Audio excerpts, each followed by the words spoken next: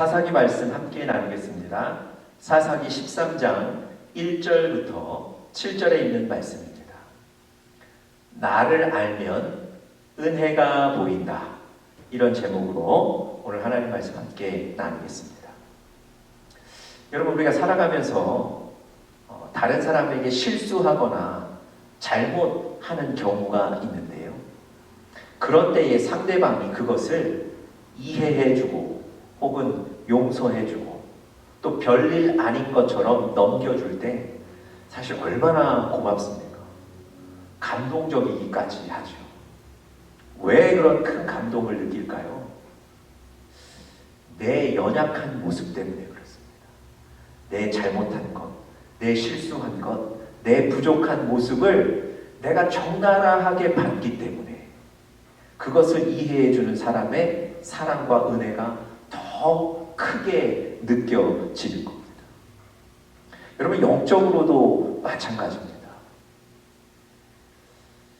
우리가 하나님 앞에 얼마나 악한지, 얼마나 추한지, 또 얼마나 부족한지를 알면 하나님이 여러분과 저에게 베푸시는 그 은혜와 사랑, 그것에 감격하고 감사할 수밖에 없습니다.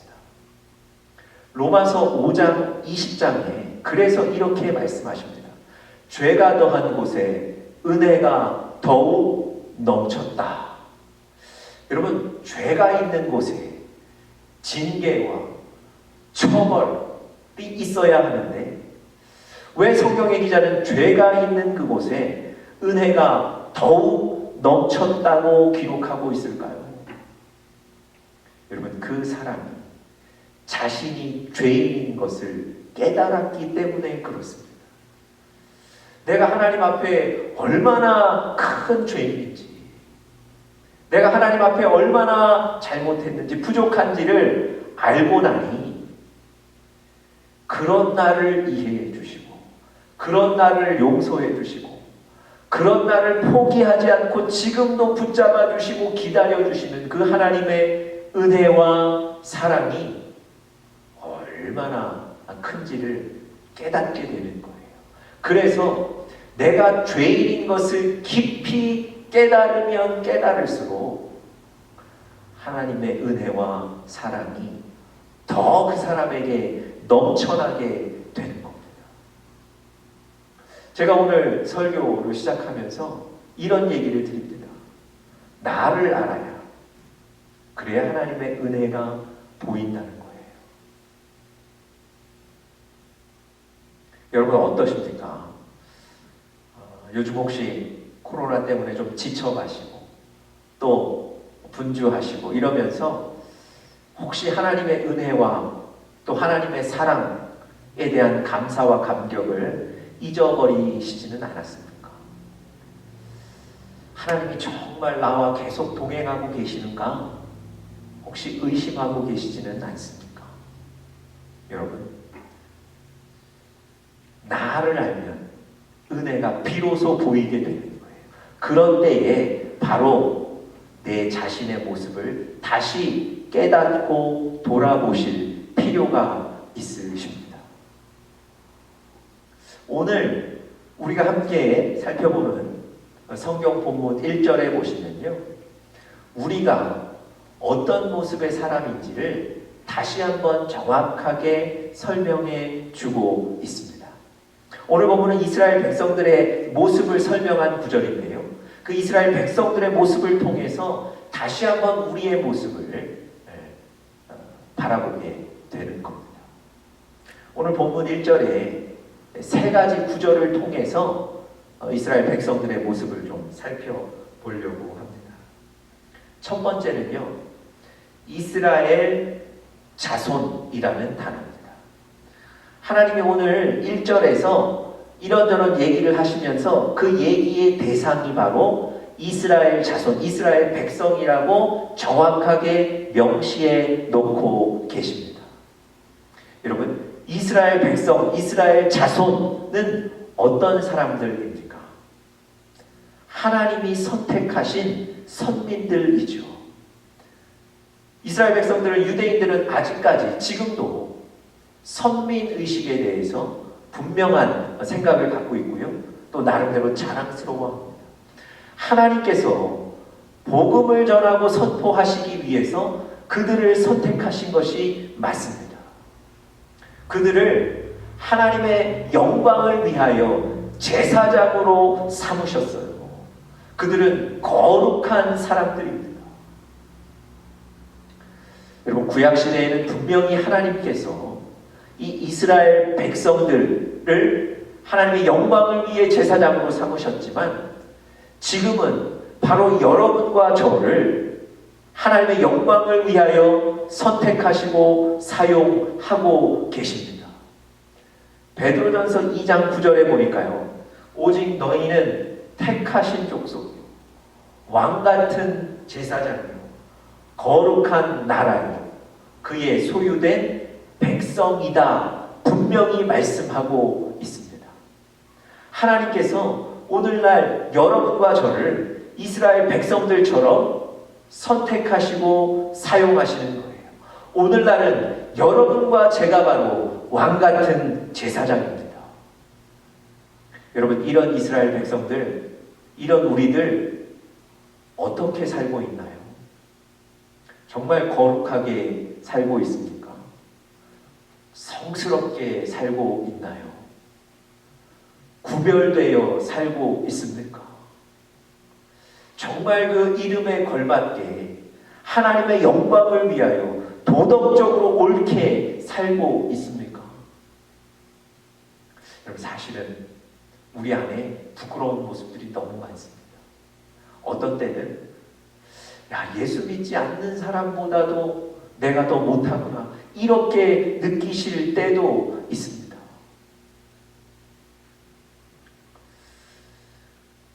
사실 어려운 사람 불쌍히 여겨야 되는데 그 불쌍한 마음 갖지 못할 때도 많고요. 내 이익을 위해서는 양보라는 건 절대 하는 법이 없고요. 상대방이 넘어지고 쓰러지면 그것이 오히려 통쾌하고요. 여러분, 사실 우리 안에 이런 부끄러운 모습들이 얼마나 많습니까? 어느 한 사역자가 많은 성도들에게 이런 설교를 했습니다. 서로 사랑합시다. 서로 양보합시다. 또 서로 포기합시다. 이런 감동적인 설교를 했습니다. 그 설교한 뒤 얼마 후에 교회의 사역자들끼리 회의가 있었는데요. 그 회의에서 얼굴 붉히는 일이 일어났습니다. 여러분, 한국에서는요, 새벽 기도라든지 여러 가지 모임마다 교회의 밴을 운영하죠. 여러분과 저는 자신의 차를 타고 다 교회에 오지만 교회에 그 밴을 운행해서 사람들을 다 태워서 교회에 옵니다. 그 시기에 교회에 특별 새벽 기도회가 있었는데요. 이 교회 사역자들이 돌아가면서 그 교회 밴을 운행하게 됩니다. 여러분, 새벽 3시 반, 4시에 일어나서 준비해서 차량 운행을 해야 되니까 이게 보통 쉬운 일이 아닙니다. 어려운 일이거든요. 그런데 아까 그 사랑합시다, 양보합시다, 포기합시다, 이렇게 설교를 했던 그분에게 그 운행 스케줄이, 새벽 기도 운행 스케줄이 다른 사람보다 더 많이 돌아오는 거예요. 예를 들면 다른 사람은 한 3번인데 이분은 4번이고 이런 일이 있었던 거예요. 이분이 왜 나만 이렇게 스케줄이 많습니까? 그리고 거기서 서로 좀 얼굴을 붉히게 됐다는 겁니다. 여러분, 이게 우리의 모습이라는 거예요. 제가 지금 누구를 탓하는 게 아니고요. 이게 바로 우리 모습이라는 거예요. 하나님이 우리를 선택해 주셨는데, 하나님이 지금도 우리를 사용하고 계신데, 우리를 기다려 주시고 우리를 사랑하고 계신데, 우리는 여전히 이런 모습으로, 부끄러운 모습으로 살아가고 있다는 거죠. 아주 좁은 마음. 여러분, 이것이 일단 우리의 모습을 보여주는 구절입니다. 두 번째로요, 여호와의 목전에라는 단어를 통해서 우리 자신의 모습을 다시 한번 돌아볼 수 있습니다. 오늘 1절에 보니까 하나님이 택하신 제사장의 백성인 그 이스라엘 백성이 범죄하고 있다, 이렇게 얘기해요. 그런데 오늘 본문에는 조금 더 구체적으로 어디에서 범죄하고 있는가? 여호와의 목전에 악을 행했다, 이렇게 얘기합니다. 여호와의 목전에서 무슨 얘기입니까? 지금 하나님이 지켜보고 계신데 하나님이 보시는 것 무시하고 하나님 생각지도 않고 내 마음대로 살고 있다는 거예요. 하나님이 지금 이 모든 것을 보고 계신데, 그러니까 여러분과 제가 하나님 신경 쓰지 않는다는 거예요. 하나님 무시한다는 겁니다. 여러분, 이스라엘 백성들의 모습이 이랬다는 거예요. 그토록 하나님의 은혜를 먹고 살았던 사람들인데 이제는 하나님이 다 보고 계셔도 하나님 목전에서 마음껏 악을 저지르며 살아간다는 겁니다. 여러분과 저는 어떤가요? 하나님이 여전히 여러분과 저를 지켜보고 계시고 우리가 하나님 앞에서 살고 있는데 사실 그 하나님 의식하며 사십니까? 그 하나님 두려워하며 사십니까? 어떤 때는 하나님이 우리를 보고 계신다는 것에 상관없이 아랑곳하지 않고 악을 범하고 있지는 않습니까? 여러분, 하나님의 목전에서 악을 행한다는 것, 이거 사실은 굉장히 사실 하나님 앞에 악한 행동입니다. 여러분 한번 생각해 보시죠. 언젠가 제가 신문 기사에서 이런 기사를 본 적이 있습니다. 인천의 어느 호텔 앞에서 여러 사람들이 모여서 싸움을 했다는 거예요. 그 사건이 기사에 났습니다. 그런데 여러분, 그 기사를 읽어보니까요, 사실은 여러 사람이 싸웠다는 이 내용보다 더 충격적인 내용이 있었어요. 그게 뭐냐면 이미 경찰들이 출동을 했는데 경찰들이 그 상황을 지켜보고 있는데 그 앞에서 그것 아랑곳하지 않고 싸웠다는 거예요. 그것 때문에 사실은 그 신문 기사에 난 겁니다. 여러분, 하루에도 수백 건, 수천 건 사실은 이 폭력에 관한 사건들이 일어나지 않습니까? 유독 그 사건이 보도된 이유가 경찰이 출동했는데 경찰이 보는 앞에서 경찰 아랑곳하지도 않고 싸웠다는 거예요. 여러분, 어떤 의미겠습니까? 경찰을 무시하는 거예요. 경찰을 두려워하지도 않는 거예요. 경찰 입장에서는 굉장히 자존심 상하는 일이죠. 그래서 그때 경찰청장이 그런 지시를 내렸다고 합니다. 그 싸움에 가담한 그 단체들, 그 사람들 다 단속하고 그 사람들 단속할 때는 총기 사용을 허용한다, 이런 지시를 내렸다고 합니다. 여러분, 사람을 앞에 놓고도 그 사람 아랑곳하지 않으면 무시하는 거거든요. 그래서 화가 나는 거거든요. 그래서 다른 조치를 막 취하게 되는 건 아닙니까? 하나님이 여러분과 저를 보고 계신데 하나님을 아랑곳하지 않고 우리 마음대로 살아가는 거예요. 여러분, 하나님을 무시하는 거거든요. 이게 바로 사실은 우리의 모습이라는 거예요. 그 다음에 또 1절에서요, 우리 자신의 모습을 잘 보여주는 구절이 또 하나 있는데 바로 다시라는 구절입니다. 1절 보시면 이스라엘 자손이 다시 여호와 목전에 악을 행하였다. 여러분, 다시라는 얘기는 어떤 의미입니까? 반복이 된다는 거예요. 동일한 죄들이 또 반복이 된다는 거예요. 이스라엘 백성들은 이미 하나님 앞에 범죄하고 하나님을 무시하고 하나님 아랑곳하지 않고 자신들의 원하는 대로 살았던 전력이 있었던 사람들이에요. 이미 제가 지금 사사기 설교해오면서 이런 모습을 많이 말씀해 드렸습니다. 여러분, 잘못하면 고쳐야 될 것 같은데요. 아니, 한번 범한 죄는 다시 반복하지 않을 수 있을 것 같은데요. 성경에 보니까 그 거룩한 이스라엘 백성들이 다시 반복해서 계속 하나님 앞에 죄를 범하고 있는 겁니다.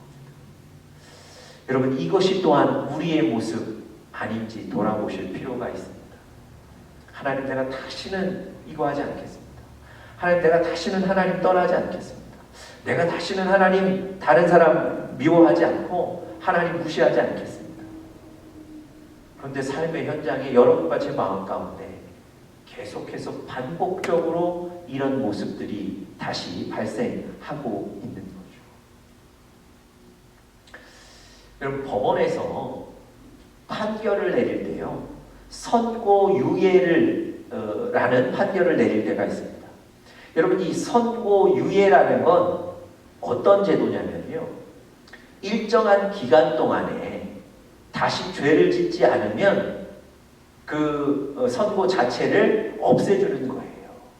그런데 반대로 그 일정한 기간 동안에 다시 죄를 지으면 가중해서 처벌을 받게 하는 제도가 바로 이 선고유예 제도입니다. 여러분, 이 선고유예라는 제도를 만든 목적이 뭘까요? 아마도 이런 걸 거예요.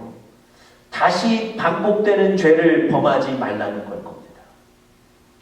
지금 죄를 지었는데 이제 반성하고 이 기간 동안에는 죄를 짓지 말고 떠나 있어야 한다, 경고하는 걸 거예요. 반복되는 죄를 용납하지 않겠다는 경고일 겁니다. 그런데도요, 여러분, 신문에 보시면 그 선고유예 기간, 그 선고유예 판결을 받았음에도 다시 그 기간 안에 다른 범죄를 저질러서 또 붙잡히는 사람들이 얼마나 많은지 모릅니다. 물론 여러분과 제가 지금 선고유예 판결을 받고 또 다른 잘못을 한 건 아니지만 영적으로 하나님 앞에 선고유예를 받았는데 그 기간 동안 다시 우리가 자숙하지 못하고 회개하지 못하고 또 하나님 앞에 범죄를 반복하는 것, 그게 바로 우리의 모습이라는 겁니다. 그래서 여러분, 이스라엘 백성들이 이렇게 여호와 앞에 다시 악을 범하여서 하나님이 그들을 블레셋의 손에 1절에 보니까 40년간을 넘겨주셨다 그랬습니다. 여러분, 얼마나 큰 고통입니까? 얼마나 큰 아픔입니까?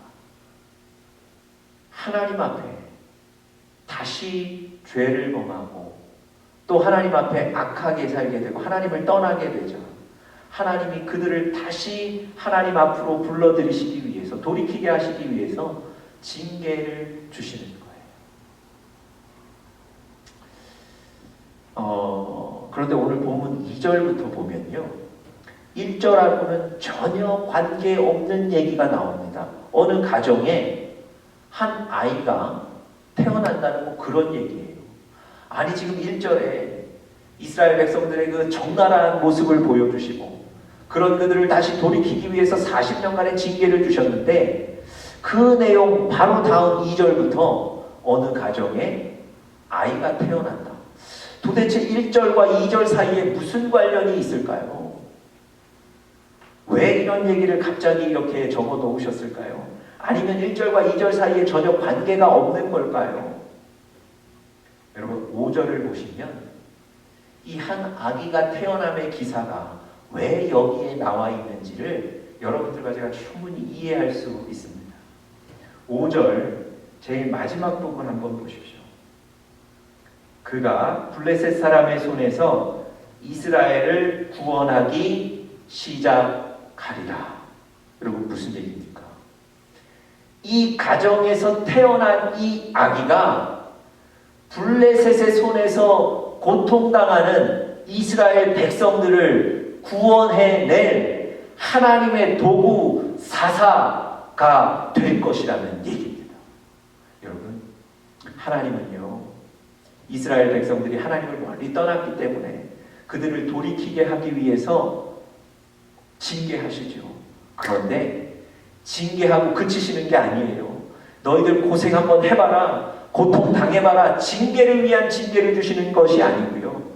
동시에 그들을 다시 구원해내신, 그들을 다시 살려내기 위한 방법을 만들고 계신 거예요. 여러분, 이게 바로 하나님의 사랑입니다. 이스라엘 백성들 그렇게 하나님 앞에 범죄하고 반복적으로 계속해서 빗나가는 모습을 계속 보이고 있지만 하나님 여전히 그들을 사랑하셔서 그들을 구원해 내기를 원하시는 거예요.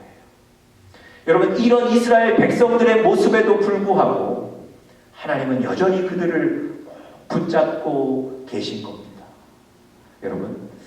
여러분과 저의 모습이 어떤가요? 부족하죠. 연약하죠. 우리도 이 이스라엘 백성들 못지않게 악할 수 있습니다. 그런데요, 하나님이 여러분과 저를 내버려 두시지 않습니다. 내가 이런 삶을 살았기 때문에, 내가 이런 죄를 범했기 때문에 하나님 앞에 나는 도저히 못 가겠다. 여러분, 그런 때에도 하나님이 여전히 여러분을 붙잡고 계시고요. 여전히 그런 여러분을 아시면서도 기다리시고요. 여러분을 살리실 방법을 동시에 만들고 계시는 겁니다. 여러분, 하나님의 그 사랑이 희미해지셨습니까? 하나님의 그 은혜가 멀게 느껴지십니까? 여러분, 이런 우리의 연약함에도 불구하고 하나님 우리를 살리실 그 방법을 지금도 만들고 계시고 계획하셨습니다. 그 하나님의 사랑을, 그 하나님의 은혜를 오늘 다시 한번 회복하시고 감사하시고 감격하시기를 간절히 바랍니다. 지난 주일 제가 말씀을 전했습니다. 하나님께서 이스라엘 백성들 신광야를 떠나라고 하시고 르비딤이라는 곳에 보내셨어요. 신광야는 음식도 공급되고 안전한 처소도 있었던 곳인데 그런 곳을 떠나라고 하시면서까지 보내신 곳이라면 더 좋은 일들이 많아야 될 것 같은데 오히려 그곳에는 마실 물마저 없었더라. 여러분, 하나님의 사랑이 없어진 듯 느껴지실 때가 있어요. 하나님의 그 은혜가 이제 끊어졌나 보다. 하나님이 더 이상 나를 사랑하시지 않는가 보다 의심되실 때가 있어요. 그런데 그 르비딤에서 하나님은 반석을 통해서 물을 공급하시는 그 하나님의 기적을 이미 계획해 놓으셨습니다. 여러분, 하나님이 지금 여러분과 저희의 삶에도 반석의 기적을 계획하시고 다 준비해 놓으셨습니다. 여러분, 이 하나님의 사랑, 이 하나님의 은혜 놓치지 마시고 다시 한번 감사하며 살고 우리 사랑하는 영적인 가족들 되십니다.